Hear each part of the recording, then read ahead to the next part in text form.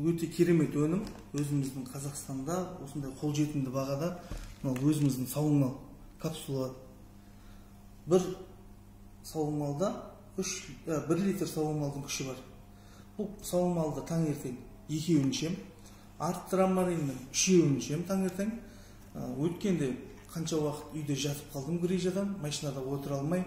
Ол неден шықты? Грижа деген салмақ, екіншіден машинаның ішінде көп отырдық. Содан болды. Қазіргі таңда Құдайға шүкір, айтпаймын, ай болған жоқ. Қазір отырмыз свободын. Күнделікті, таңертең үзбей, арттырамариннен 3 штук, сауынмалдан 2 штук, кешкісін тағы арттырамарин 3, сауынмал 2. Үзбей, күнделікті. Ортасында, 2-нің ортасында су ішіп отыру керек.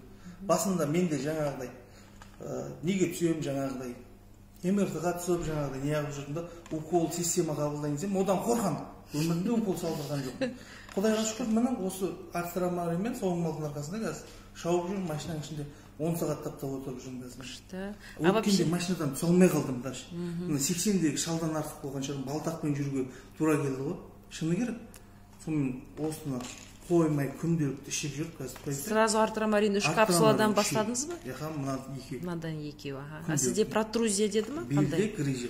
Грижа. Керемет результат. Берік мырза. Келіңіздер, айтыңыздар жан-жақтарыңызда қаншама кісілер ауырып жүр, жүре алмай жүр, операцияға ақша жетпей, мысалы қол жетімді 2-еуін 75 мың теңге ала отыра, жақсы результат 400-500 мың теңгеге барып оған операция жасадық, оны кестіріп, уақыт өткізгенше өз-өзіміздің уақытымызды алмай, уақытында ішіп, күнделікті қолдансақ, үзбей результат болады. Шыдамды болу керек кішкене. Шыдамдылық керек. Рахмет, Берік мырза. Сәттілік бәріңізге.